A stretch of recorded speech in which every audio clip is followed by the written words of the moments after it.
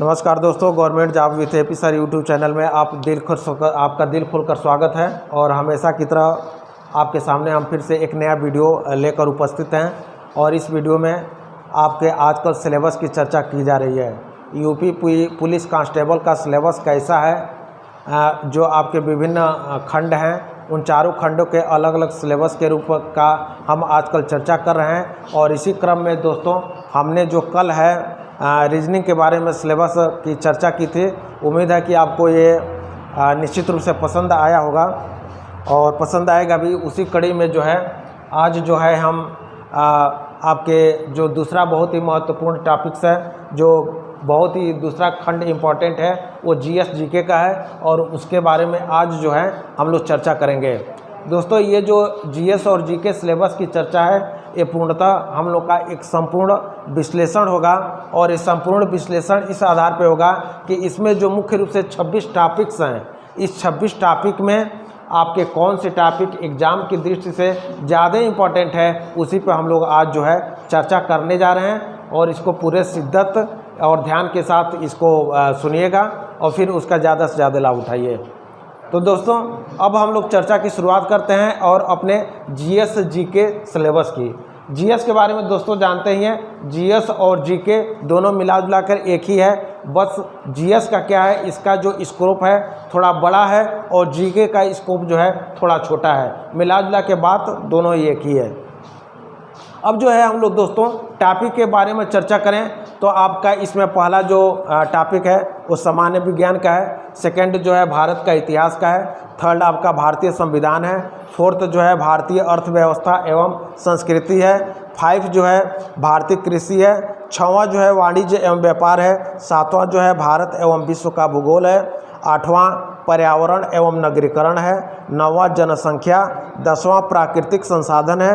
11वां आंतरिक सुरक्षा तथा आतंकवाद है। 12वां जो है उत्तर प्रदेश की शिक्षा, संस्कृति और सामाजिक प्रथाओं के संबंध में विशिष्ट जानकारी है।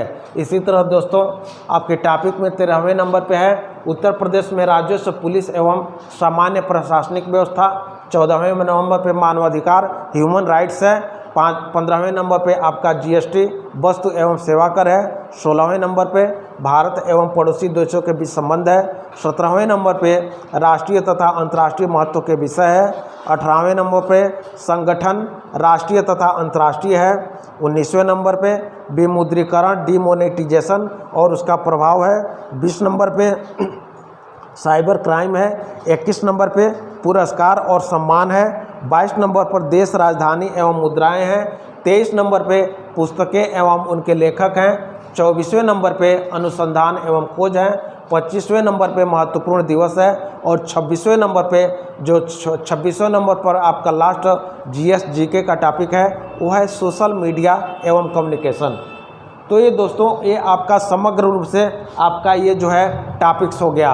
अब जो है ये समग्र टॉपिक में लगभग आपसे 37-38 क्वेश्चन बनते हैं। और ये टॉपिक में क्या सारे जो टॉपिक हैं महत्वपूर्ण हैं, या सारे टॉपिक से क्वेश्चन उठाते हैं, या फिर जो है सारे टॉपिक से अगर क्वेश्चन उठाए जाते हैं तो कौन कौन से टॉपिक जो हैं आपके लिए ज़्यादा महत्वपूर्ण है, इसी पे हम लोग आगे चर्चा को आगे बढ़ाते हैं। तो दोस्तों पहला जो आपका टॉपिक है, जैसा कि मैंने बताया, सामान्य विज्ञान। दोस्तों ये सामान्य विज्ञान का जो टॉपिक है यूपी पुलिस कांस्टेबल के लिए इम्पॉर्टेंट है। और जैसा कि आप लोग जानते हैं, सामान्य विज्ञान को हम लोग से 3 सेक्शन या 3 खंडों के अंतर्गत इसकी हम लोग चर्चा करते हैं, पढ़ते हैं।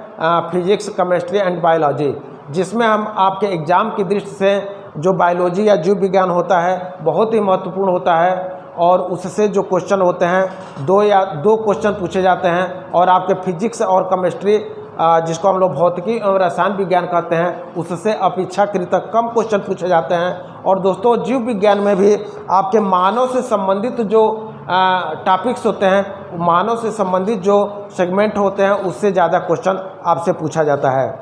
सेकंड नंबर पे जो दोस्तों आपका जो टॉपिक्स है वो है भारत का इतिहास।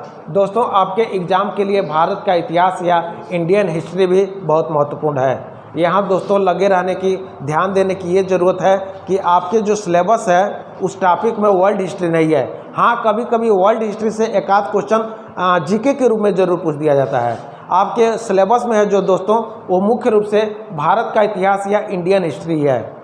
दोस्तों, आपका भारत का इतिहास या इंडियन हिस्ट्री आपके एग्ज़ाम के दृष्टि से बहुत महत्वपूर्ण है। और आप लोग जानते ही हैं, भारत के इतिहास को पढ़ने की दृष्टि से 3 भागों में बांटा गया है: प्राचीन भारत, मध्यकालीन भारत एवं आधुनिक भारत। और ये आधुनिक भारत भी आपके एग्ज़ाम में इसके अंतर्गत मुख्य रूप से आधुनिक भारत को 2 सेक्शन में बांट दिया गया है। पहला आधुनिक भारत और दूसरा जो है स्वतंत्रता संघर्ष। तो इसमें जो ज़्यादातर क्वेश्चन पूछे जाते हैं वो आधुनिक भारत से ही पूछे जाते हैं, और जो है प्राचीन भारत और मध्यकालीन भारत से आपके क्वेश्चन जो है काफ़ी कम पूछे जाते हैं। नेक्स्ट जो है वो है आपका टॉपिक है भारतीय संविधान या इंडियन कॉन्स्टिट्यूशन।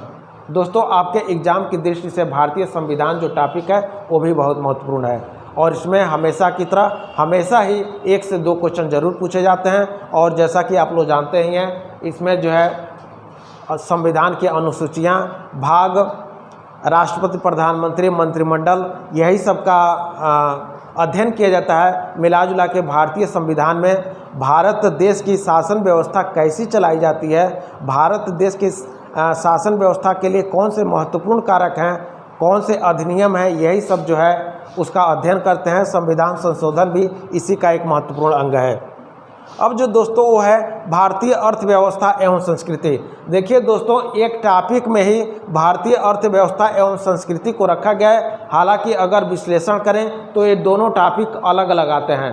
भारतीय अर्थव्यवस्था एक अलग सेपरेट टॉपिक है, और आपके जो भारतीय संस्कृति वो अलग टॉपिक है। भारतीय अर्थव्यवस्था के अंतर्गत ही आप जानते हैं कि इसके अंतर्गत भारतीय अर्थव्यवस्था के महत्वपूर्ण जो सेगमेंट है उसका अध्ययन करते हैं। जो महत्वपूर्ण खंड है भारत की आर्थिक वृद्धि दर, भारत की आर्थिक समृद्धि में विभिन्न क्षेत्रों की भूमिका, वर्तमान संदर्भ में आर्थिक दृष्टि से भारत की स्थिति, मतलब पूरे अर्थव्यवस्था का जो हम लोग अध्ययन है इसके अंतर्गत करते हैं। और जबकि आप लोग जानते हैं भारतीय संस्कृति या इंडियन कल्चर के अंतर्गत भारत के विभिन्न प्रदेशों के नृत्य, संगीत, लोक कला, धर्म, संप्रदाय आदि के बारे में, रहन सहन के बारे में, सभ्यता के बारे में आदि का अध्ययन किया जाता है। और ये जो संस्कृति है कहीं ना कहीं आपके थोड़ा बहुत भारतीय इतिहास से भी बिलोंग करती है। अब जो नेक्स्ट है दोस्तों, 5वें नंबर पे आपका भारतीय कृषि। ये भी दोस्तों ये जो टॉपिक है कहीं ना कहीं भारतीय अर्थव्यवस्था से बिलोंग करती है, संबंध रखती है। और भारतीय कृषि के अंतर्गत हम लोग जानते ही हैं कि भारतीय अर्थव्यवस्था में भारतीय कृषि का क्या योगदान है। इसके अंतर्गत हम मुख्य रूप से विभिन्न फसलों, अनाजों और फल फूल आदि का अध्ययन करते हैं। दोस्तों, आपका जो नेक्स्ट टॉपिक है 6वें नंबर पे वाणिज्य एवं व्यापार। ये भी कहीं ना कहीं दोस्तों आपके भारतीय अर्थव्यवस्था, भारतीय कृषि से ये भी यूनिट कहीं ना कहीं जुड़ा हुआ है। इसके अंतर्गत भारत से विभिन्न देशों के होने वाले व्यापार, विभिन्न वस्तुओं के व्यापार एवं भारत के में विभिन्न वस्तुओं के व्यापार से भारतीय अर्थव्यवस्था को कितनी गति मिलती है उसका अध्ययन हम लोग इस टॉपिक के अंतर्गत करते हैं। नेक्स्ट जो 7वें नंबर पे दोस्तों है वो भारत एवं विश्व का भूगोल। दोस्तों, जहां हम लोग हिस्ट्री में केवल इंडियन हिस्ट्री पढ़ते हैं, वर्ल्ड हिस्ट्री नहीं पढ़ते हैं, वही आपके भारत के भूगोल ज्योग्राफी में हम लोग इंडियन और वर्ल्ड ज्योग्राफी दोनों का अध्ययन करते हैं। लेकिन आपके एग्जाम की दृष्टि से भारत का भूगोल या इंडियन ज्योग्राफी बहुत ही महत्वपूर्ण है।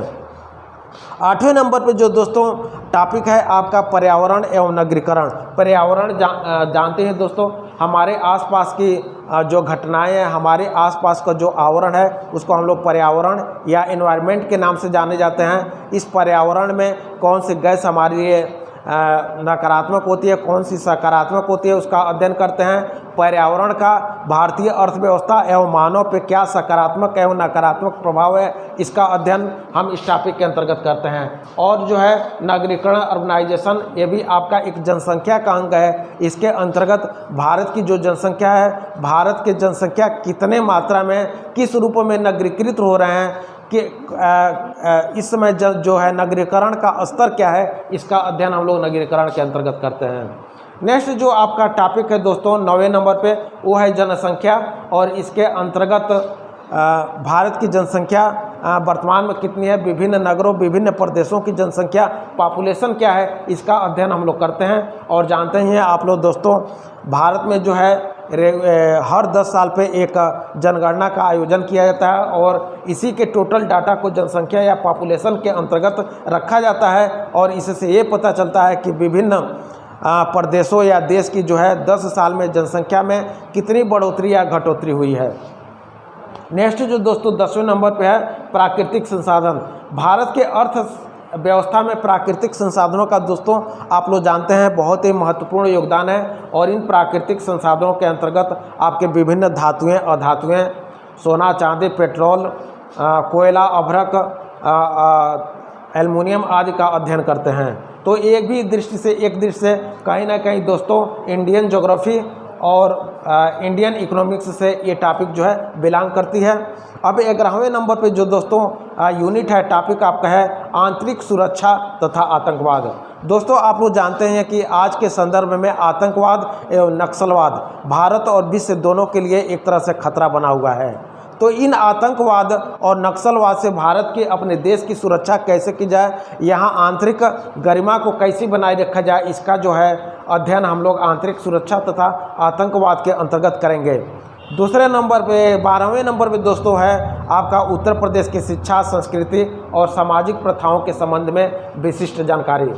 दोस्तों इस पूरे 26 यूनिट में 26 टॉपिक में ये जो है 12वें नंबर की जो टॉपिक है उत्तर प्रदेश की शिक्षा, संस्कृति और सामाजिक प्रथाओं के संबंध में विशिष्ट जानकारी, ये आपके एग्जाम की दृष्टि से बहुत ही महत्वपूर्ण है।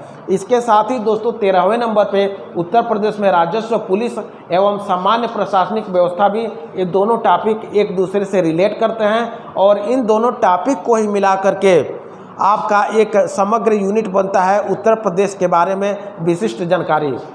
तो ये दोनों 12वें नंबर के और 13वें नंबर के टॉपिक मिलकर के उत्तर प्रदेश से संबंधित आपके एग्जाम में क्वेश्चन बनाते हैं। और इसके अंतर्गत दोस्तों आपको इसी टॉपिक से उत्तर प्रदेश से संबंधित जानकारी से कम 6 से 7 क्वेश्चन पूछे जाते हैं। और इसमें अंतर्गत दोस्तों उत्तर प्रदेश की शिक्षा, संस्कृति और सामाजिक जो प्रथा है 12वें नंबर का यूनिट बहुत ही महत्वपूर्ण है। उत्तर प्रदेश की शिक्षा के अंतर्गत उत्तर प्रदेश की प्राथमिक, माध्यमिक और जो है उच्चतर स्तर की विश्वविद्यालय शिक्षा के क्या स्तर है, इसके अंतर्गत अध्ययन करते हैं। इसके अंतर्गत विभिन्न विश्वविद्यालयों, शिक्षण संस्थानों, मेडिकल कॉलेजों, इंजीनियरिंग कॉलेजों आदि का अध्ययन किया जाता है।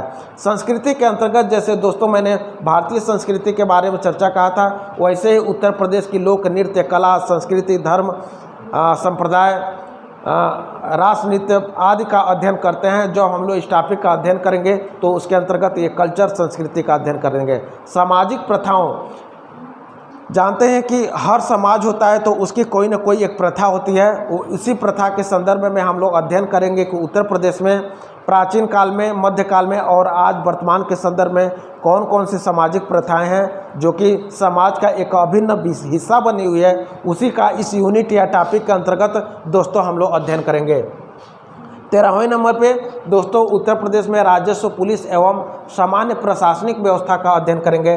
इसके अंतर्गत दोस्तों हम लोग अध्ययन करते हैं कि उत्तर प्रदेश की अर्थव्यवस्था में किन किन खंडों का, किन किन कारकों का विभिन्न योगदान है। उत्तर प्रदेश जो सरकार है, उत्तर प्रदेश शासन है, वो अपनी व्यवस्था को चलाने के लिए राजस्व की आपूर्ति कहाँ से करती है, राजस्व इसको किन किन मदों से प्राप्त होता है, सर्वाधिक राजस्व किस मद से प्राप्त होता है, वो जीएसटी से प्राप्त होता है या जो है स्टाम्प एवं विलेखन से प्राप्त होता है, रजिस्ट्री से प्राप्त होता है, निगम कर से प्राप्त होता है, कैसे प्राप्त होता है या व्यापार कर से प्राप्त होता है। इसके अंतर्गत हम लोग राजस्व के अंतर्गत अध्ययन करेंगे। एवं पुलिस एवं सामान्य प्रशासनिक व्यवस्था के अंतर्गत पुलिस से संबंधित विभिन्न तथ्यों का, विभिन्न योजनाओं का, विभिन्न क्रियाकलापों का अध्ययन करेंगे। 14वें नंबर जो दोस्तों है आपका यूनिट है मानवाधिकार या ह्यूमन राइट्स। दोस्तों जानते हैं कि अगर आदमी है, व्यक्ति है, मानव है, उसका अस्तित्व है तो उसके अपने सुचारू रूप से जीवन के चलाने के लिए कुछ अधिकार बनाए गए हैं। उन्हीं अधिकारों और गरिमा को बनाए रखने के लिए मानवाधिकार आयोग का गठन किया गया है। 1993 में भी भारत में मानवाधिकार आयोग बना। और जानते हैं विश्व स्तर पे अंतर्राष्ट्रीय मानवाधिकार जो है संगठन का मुख्यालय ब्रिटेन के लंदन में है। और जो है आप लोग जानते हैं 10 दिसंबर को अंतर्राष्ट्रीय मानवाधिकार दिवस मनाया जाता है। तो इसी मानवाधिकार के अंतर्गत हम लोग इसके विभिन्न पहलुओं, विभिन्न तथ्यों का अध्ययन करेंगे। 15वें नंबर पे जो दोस्तों आपका इम्पोर्टेंट टॉपिक है जीएसटी या गुड्स एवं सर्विस टैक्स। इसके अंतर्गत हम लोग दोस्तों जीएसटी के अंतर्गत वस्तु एवं सेवा कर का अध्ययन करते हैं। आप लोगों को पता ही होगा कि 1 जुलाई 2017 से पहले भारत के विभिन्न प्रदेशों में अलग अलग कर लिए जाते थे, जिसमें वैट आदि बहुत से अप्रत्यक्ष कर थे। आप लोग जानते हैं कि जीएसटी भी अप्रत्यक्ष कर है, लेकिन 1 जुलाई 2017 से मोदी मंत्रिमंडल ने एक अधिनियम पारित करके जीएसटी लागू किया, जिसमें विभिन्न अप्रत्यक्ष करों को समाहित कर दिया गया है और अब संपूर्ण भारत के लिए एक ही अप्रत्यक्ष कर है जिसे हम लोग जीएसटी कहते हैं। 16वें नंबर पे दोस्तों आपका जो टॉपिक है वो है भारत एवं पड़ोसी देशों के बीच संबंध। अगर कोई देश है, अगर कोई व्यक्ति है तो उसका कोई पड़ोसी भी होता है। तो ऐसे ही दोस्तों भारत के संदर्भ में है, भारत के भी विभिन्न पड़ोसी देश हैं। इन विभिन्न पड़ोसी देशों के साथ भारत का कैसा नकारात्मक और सकारात्मक संबंध है, ये जो है पड़ोसी देश हैं भारत के लिए कितने सहायक या कितने नकारात्मक सिद्ध होते हैं, इसका अध्ययन हम लोग भारत एवं उसके पड़ोसी देशों के टॉपिक के अंतर्गत करेंगे, जिसका हम लोग इंटरनेशनल रिलेशन भी कहते हैं। 17वें नंबर पे जो यूनिट है दोस्तों, टॉपिक है वो आपका राष्ट्रीय तथा अंतर्राष्ट्रीय महत्व के विषय। दोस्तों आपका जो करंट अफेयर्स जो है इसी टॉपिक के अंतर्गत आता है। और जो दोस्तों आप लोग जानते हैं आपके एग्ज़ाम के लिए करंट अफेयर्स बहुत ही महत्वपूर्ण है। और निश्चित रूप से प्रत्येक वर्ष जब भी एग्ज़ाम हुआ है, जब भी एग्ज़ाम हेल्ड हुआ है, उसमें 4 से 5 करंट अफेयर्स से क्वेश्चन जरूर पूछते हैं। तो आपका राष्ट्रीय एवं अंतर्राष्ट्रीय महत्व के विषय इसी के अंतर्गत है। इसी के अंतर्गत विभिन्न सम्मान, खेल कूद आदि से संबंधित गतिविधियाँ आती हैं।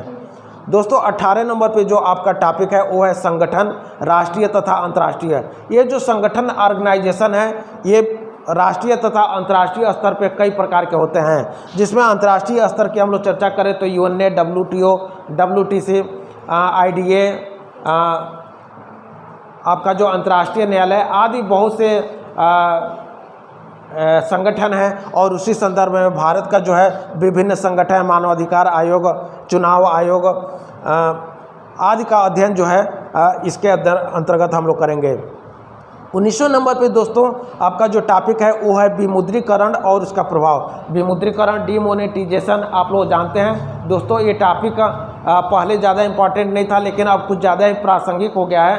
खासकर 19 नवंबर 1916 में जब मोदी सरकार के द्वारा पुराने मुद्रा को चलन से हटा दिया गया, तब से ये ज़्यादा से ज़्यादा मतलब ये शब्द जो है चलन में आ गया है।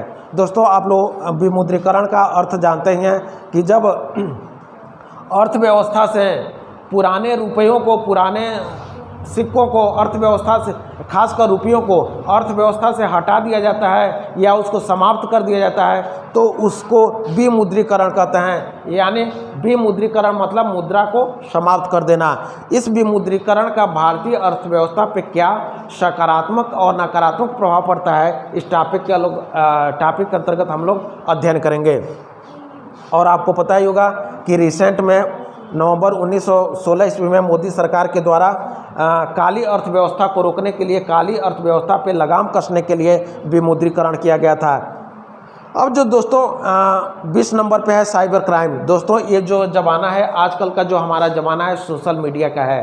सोशल मीडिया के द्वारा, स्मार्टफोन के द्वारा जहां हमें कई तरह के सकारात्मक लाभ होते हैं, घर बैठे ही हम अपने क्रियाकलापों को पूरा कर लेते हैं, वहीं आपका जो है साइबर क्राइम इसके कुछ नकारात्मक प्रभाव है। और इस नकारात्मक प्रभाव का मतलब ये है कि इसके द्वारा, सोशल मीडिया के द्वारा जब कोई व्यक्ति अनुचित तरीके से किसी को प्रभावित करता है तो उसको हम लोग साइबर क्राइम कहते हैं। इस अनुचित तरीके को रोकने के लिए, सोशल मीडिया के गलत प्रभाव को रोकने के लिए, गलत इस्तेमाल के, गलत प्रयोग के रोकने के लिए भारत सरकार और विभिन्न सरकारों द्वारा, राज्य सरकारों द्वारा समय समय पे कई नियम बनाए जाते हैं ताकि साइबर क्राइम पर लगाम कसा जा सके। दोस्तों इसके अंतर्गत ATM फ्रॉड, किसी से अवैध वसूली करना साइबर क्राइम के अंतर्गत ही आते हैं। दोस्तों जो आपका जो नेक्स्ट 21 नंबर का जो टॉपिक है उसको हम लोग पुरस्कार और सम्मान इसके अंतर्गत अध्ययन करेंगे। दोस्तों ये पुरस्कार और सम्मान जो है टॉपिक आपके एग्ज़ाम की दृष्टि से बहुत इंपॉर्टेंट है। हर एग्ज़ाम में जितने बार भी पुलिस कांस्टेबल का एग्ज़ाम हुआ है इससे 1-2 क्वेश्चन जरूर पूछे गए हैं। और दोस्तों मैं बता दूं जीएस की दृष्टि से तो इम्पॉर्टेंट है ही, ये जो टॉपिक है आपके हिंदी की दृष्टि से भी इम्पॉर्टेंट है। हिंदी में भी अक्सर इससे उस साल में उस संदर्भ साल में 1 से 2 क्वेश्चन पूछे जाते हैं कि जो है ज्ञानपीठ पुरस्कार किसे मिला, ऐसे ही करके जो भी सरस्वती पुरस्कार किसे मिला, ये जो है यह भाषा से संबंधित जो पुरस्कार होते हैं इसके अंतर्गत पूछे जाते हैं। और सम्मान के अंतर्गत आप लोग जानते हैं भारत रत्न, पद्म विभूषण, विभिन्न तरह के सम्मान हैं जो पूछे जाते हैं। 22वें नंबर पे दोस्तों देश राजधानी एवं मुद्राएं हैं। दोस्तों इस टॉपिक के अंतर्गत हम विश्व के विभिन्न देशों का अध्ययन करते हैं, उन विभिन्न देशों की राजधानी क्या है और उन देशों में प्रचलित मुद्राएं कौन सी है, इस टॉपिक के अंतर्गत हम उसका अध्ययन करते हैं। और ये भी दोस्तों एग्जाम की दृष्टि से आपके लिए बहुत ही इंपॉर्टेंट है। प्रत्येक पेपर में इससे 1 या 2 क्वेश्चन जरूर होते हैं। 23वें नंबर पे जो दोस्तों आपका जो टॉपिक है वो है पुस्तक एवं उनके लेखक। दोस्तों आपके एग्जाम के लिए ये भी टॉपिक इम्पॉर्टेंट है और हर साल चाहे वो हिंदी हो या जीएस हो उससे 1 या 2 क्वेश्चन जरूर रखे जाते हैं। 24वें नंबर पे अनुसंधान एवं खोज, ये आपका मुख्य रूप से मिसलेनियस या जो है साइंस का टॉपिक है। और इस साइंस के टॉपिक के अंतर्गत विभिन्न अनुसंधान, एक्सरे हुआ, चाहे विटामिन की खोज हुई या पेनिसिलिन, कुछ भी खोज है या रक्त की खोज हुई, इस खोज से कौन सा व्यक्ति संबंधित था, उसने कौन सा अनुसंधान किया, इसके अंतर्गत हम लोग अध्ययन करते हैं। 25वें नंबर पे दोस्तों महत्वपूर्ण दिवस, इम्पॉर्टेंट डेज है। भारत एवं अंतर्राष्ट्रीय संदर्भ में विभिन्न महत्वपूर्ण दिनों का प्रासंगिकता, उस महत्वपूर्ण दिवस की क्या प्रासंगिकता है, किस दिन को कौन सा दिवस मनाया जाता है, किस थीम के साथ मनाया जाता है, इसके अंतर्गत हम लोग अध्ययन करते हैं। और आपके एग्जाम की दृष्टि से हर पेपर में 1 से 2 क्वेश्चन जरूर आते हैं। सोशल मीडिया एवं कम्युनिकेशन आपका जो दोस्तों आपके जीएस और जीके के सिलेबस में ये आपका लास्ट टॉपिक है। आप लोग जानते हैं दोस्तों ये जो हमारा ज़माना है, हमारा समय है, सोशल मीडिया है। इस सोशल मीडिया से कम्युनिकेशन करके हम इससे अधिक से अधिक कितना लाभ प्राप्त करते हैं या इससे क्या क्या नुकसान है, सोशल कम्युनिकेशन के क्या फ़ायदे हैं, इसका अध्ययन हम लोग इसके अंतर्गत करते हैं। और social communication, social media communication जानते हैं दोस्तों कि सोशल मीडिया के द्वारा हम घर बैठे बैठे सारी तरह के, मतलब एक तरह से कह सकते हैं कि विश्व की जानकारी को हम एक बॉक्स के अंतर्गत समेट लिए हैं, एक छोटे से डिब्बे के अंतर्गत समेट लिए हैं, जिसे हम लोग मोबाइल फ़ोन, टैबलेट या लैपटॉप आदि विभिन्न चीज़ कहते हैं। तो दोस्तों ये जो है हम लोगों ने समग्र रूप से एक जो है आपके जो है जीएस और जीके का जो 26 जो है टॉपिक है उसका अध्ययन कर लिया। अब दोस्तों इसमें मैंने एक चीज़ कहीं कहीं मार्क किया है जो कि आपको दिख भी रहा होगा, कहीं सिंगल स्टार, कहीं डबल स्टार और कहीं 3 स्टार। दोस्तों ये जो विभिन्न टॉपिक्स पे जो स्टार लगाए हैं ये आपके एग्जाम के इम्पोर्टेंस के संदर्भ में लगाए हैं। जहां भी दोस्तों लगाया गया है सिंगल स्टार, मतलब आपके एग्जाम के दृष्टि से वो टॉपिक बहुत इंपॉर्टेंट है। और जो डबल स्टार है वो पूर्व से पहले ज़्यादा इंपॉर्टेंट है। और जो 3 स्टार है वो आपके एग्ज़ाम की दृष्टि से बहुत ज़्यादा इंपॉर्टेंट है। तो दोस्तों जहाँ तक मैं देख रहा हूँ इसमें जो 3 स्टार जो है मुख्य रूप से 12वें नंबर के टॉपिक और 13वें नंबर पे टॉपिक लगा है। और ये दोनों टॉपिक आपका उत्तर प्रदेश के विशिष्ट जानकारी से संबंधित है। तो दोस्तों कहने की कोई बात नहीं है, आप लोग समझ ही गए होंगे कि ये दोनों टॉपिक, जैसा कि मैंने बीच में बता दिया था, ये आपके एग्ज़ाम की दृष्टि से बहुत ज़्यादा इंपॉर्टेंट है। तो दोस्तों ये जो है आपका जो है टोटल आपका जीएस जीके का 26 टॉपिक हो गया। आप लोग जानते हैं कि आजकल जो एसएससी का लड़का हो या आपका वनडे से संबंधित कोई भी लड़का हो, उनकी ज़्यादा से ज़्यादा कोशिश यही रहती है कि अधिक से अधिक जीएस जीके किया जाए और अधिक से अधिक जीएस जीके की तैयारी किया जाए, क्योंकि इन बच्चों की सबसे ज़्यादा कमजोरी जीएस जीके की ही होती है। तो दोस्तों हमने आज जो है सिलेबस की चर्चा कर दिया। और दोस्तों मैं आपको अपने वीडियो के माध्यम से आश्वस्त करना चाहता हूं कि आगे जैसे जैसे ये चैनल ग्रो करेगा, इस चैनल के माध्यम से हम लोग जीएस, हिंदी, रीजनिंग, मैथ का अध्ययन करेंगे। और जो कि जीएस या जीके, जो कि हमारे दोस्तों को, हमारे ज़्यादातर कैंडिडेट चाहें, हमारे भाई बहनें हों, उनका जो है ये जीएस जीके हमेशा कमज़ोर ही होता है। तो दोस्तों मैं आप लोग को बता दूं, इस चैनल के माध्यम से आपका जीएस और जीके की इस तरह की तैयारी कराई जाएगी कि जो आप लोग सोचते हैं कि हम 37-38 क्वेश्चन में से 15-20 ही करेंगे, हम दोस्तों आप लोग को आश्वस्त करना चाहते हैं कि हमारे चैनल के माध्यम से आगे ऐसी तैयारी कराई जाएगी जो आप 15-17 के बारे में सोचते हैं, आपका सोचने का दायरा बढ़ करके 27, 28, 30 तक हो जाएगा। तो दोस्तों आज जो है हमने जो है जीएस जीके के सिलेबस का एक संपूर्ण विश्लेषण कर लिया, संपूर्ण अध्ययन कर लिया। उम्मीद है कि आप जो है मैंने जो समझाने की प्रयास किया आपको निश्चित रूप से समझ में आया होगा।